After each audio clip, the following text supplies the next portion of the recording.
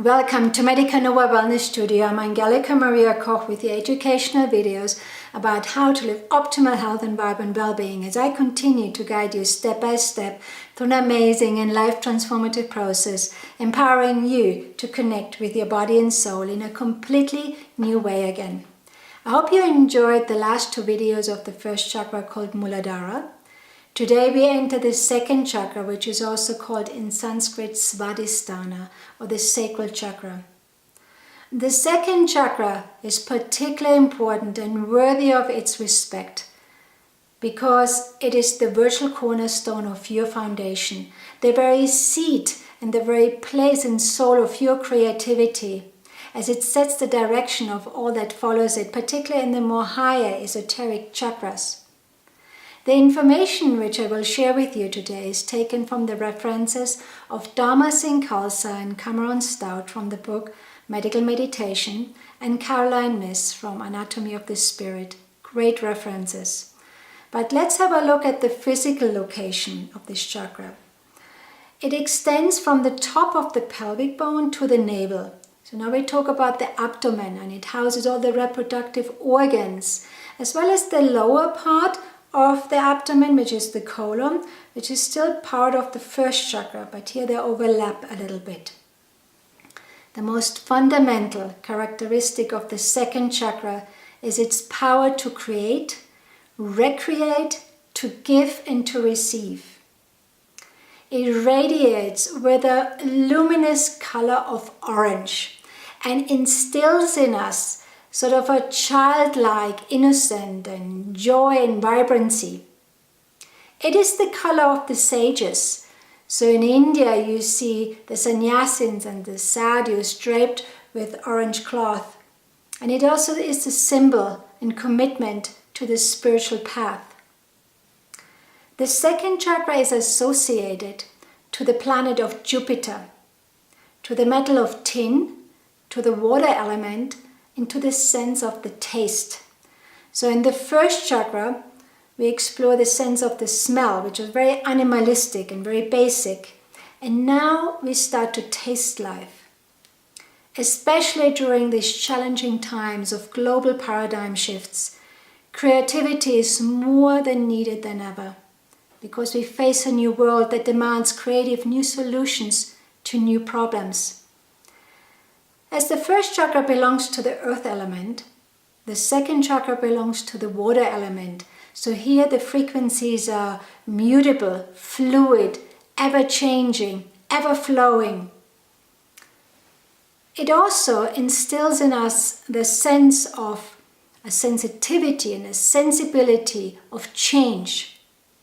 Either we are afraid of change, either we resist change, or we start flowing with change, which is really the essence of the second chakra. As many times before already mentioned, the ability to adapt to environmental changes is the very core description of optimal health, and the inability to adapt to environmental changes therefore heralds often illness. On the physical aspect, the water element of the second chakra is mirrored by the secretion that emanate from the second chakra's glands and organs. So in the male, we have the penis, the testes, the prostate glands.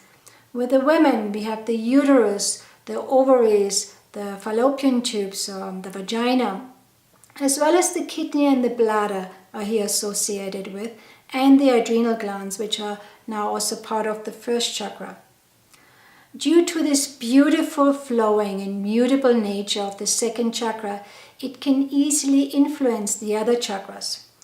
For example, the second chakra gives its energy to the sixth chakra, which is the place or our third eye and the seat of intuition.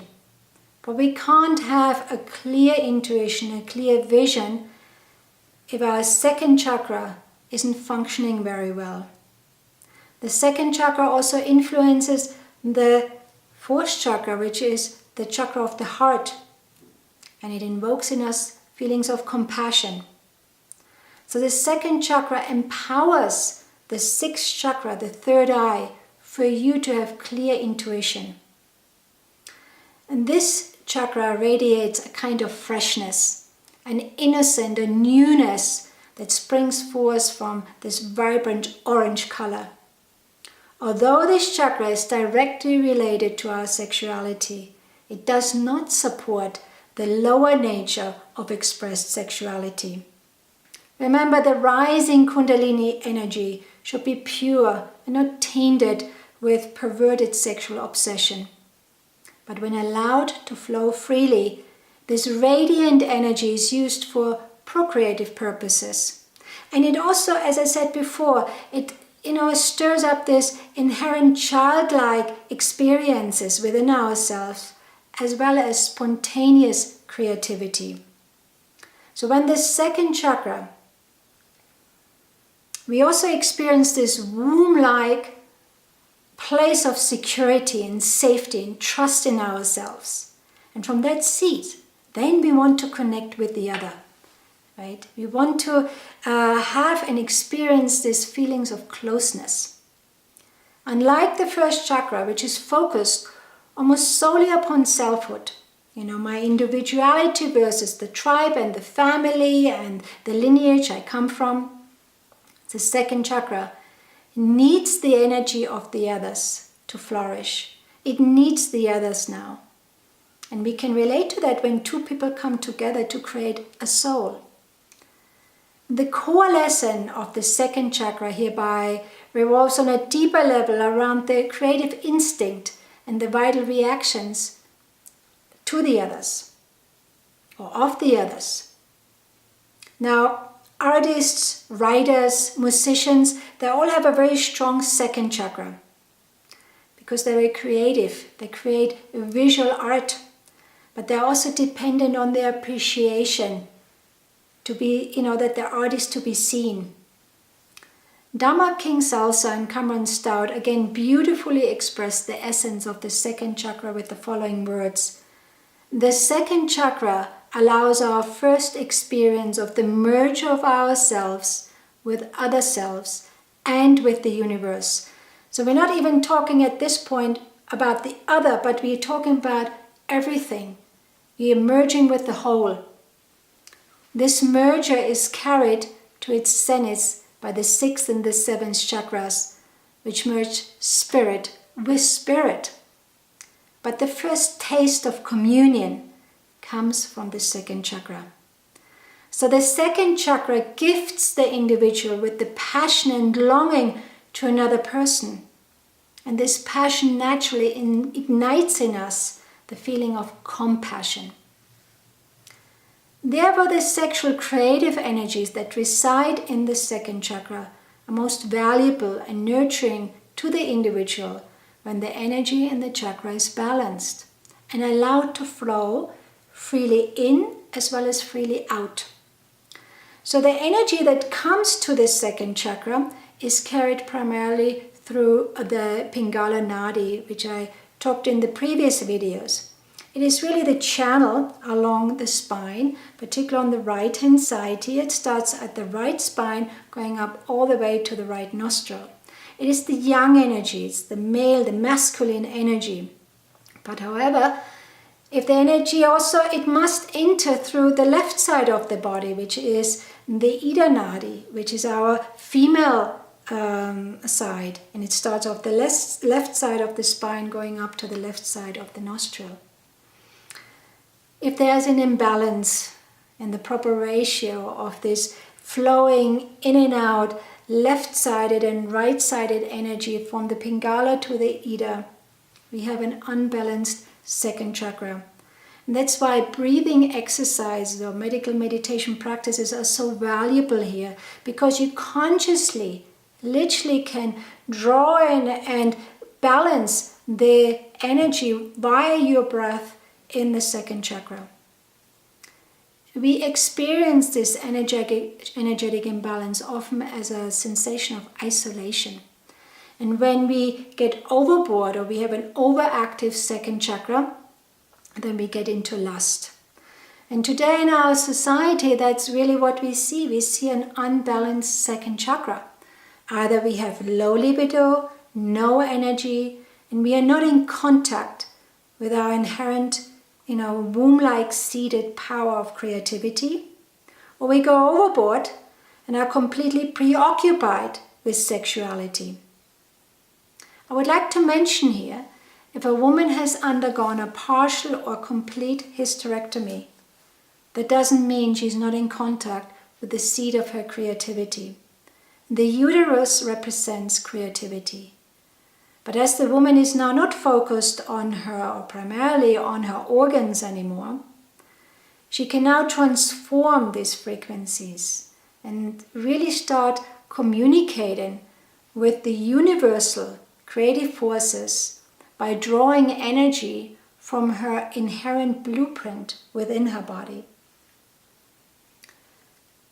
The core mantra of the second chakra is really about, as I honor myself, I honor you.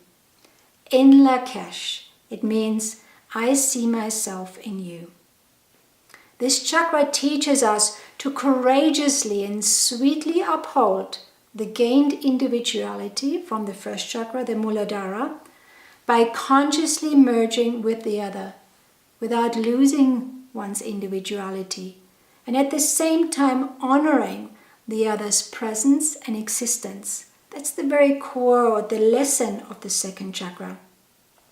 Let's have a look at the physical symptomatology of this place. The chakra of SWADHISTHANA is an area which covers our abdomen and around our navel, and often displays symptoms of impotence in the male or infertility in the female.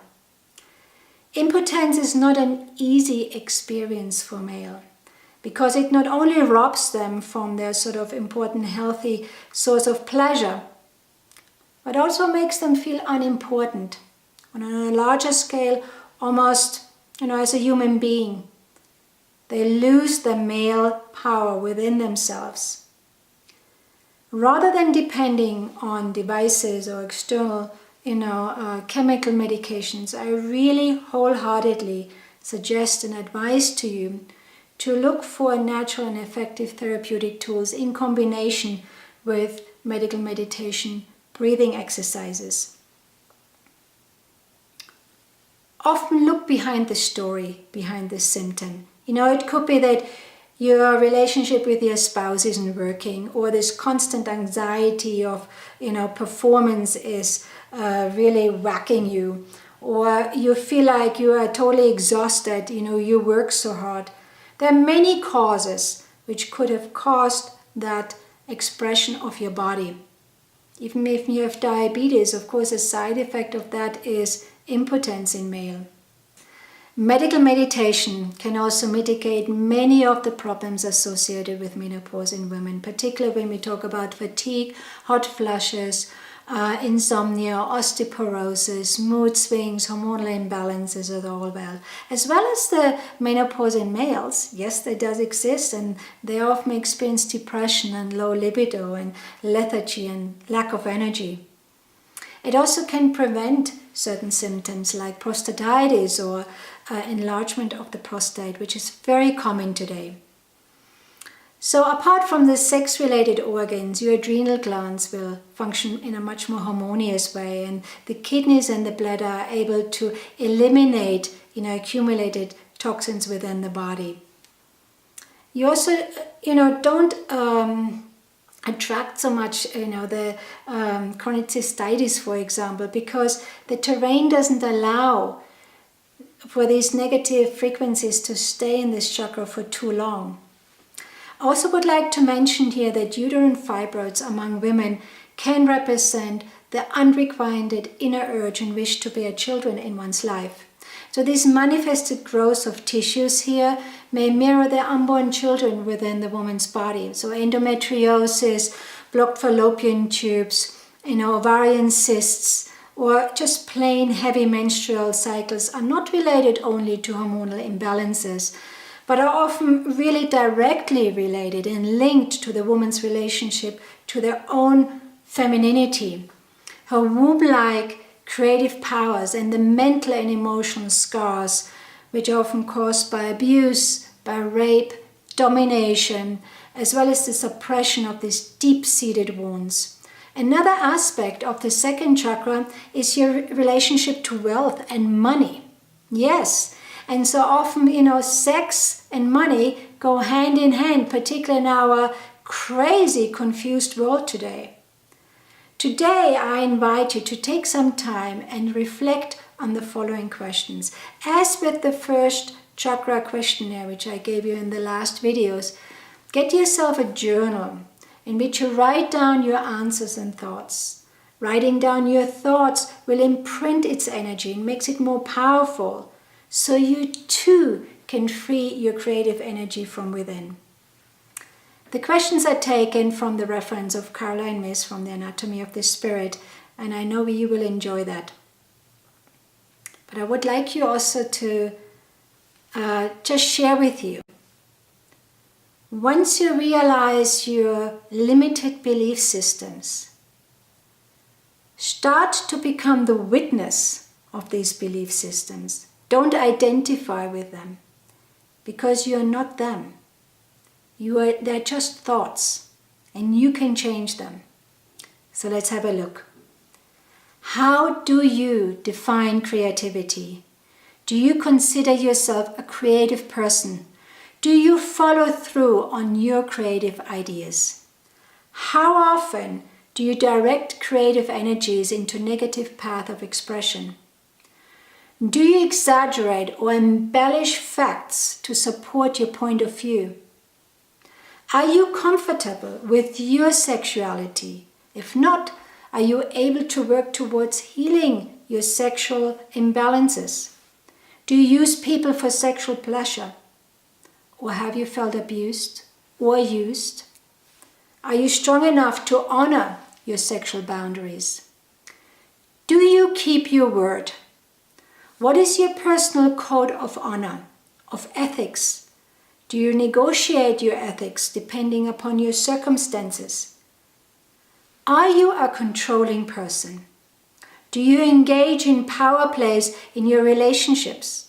Are you able to see yourself clearly in circumstances relating to power and money? Does money have authority over you? Do you make compromises that violate your inner self for the sake of financial security? How often do survival fears dictate your choices? And what goals do you have for yourself that you have yet to pursue? What stands in the way of acting upon those goals? I'm sure all of us can say yes to many of these questions. Be honest here and really take time to ponder on these questions. Write them down. Because I want you to give yourself permission to heal your second chakra. In 2 weeks now, we will continue with the second part of the second chakra video, where I will share with you just how to heal common ailments with natural and therapeutic and effective tools. Now, to follow this inspiring discovery series, stay tuned and subscribe to my channel.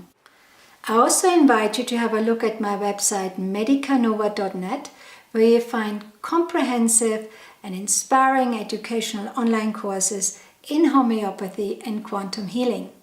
You also can have a look at my book, which is here in the background, The Dance of Your Core Healing, Transforming Your Mind, Body and Soul in the New World. And if you are interested in a personal health consultation, you can contact me at my email health@medicanova.net. Till next time, much love.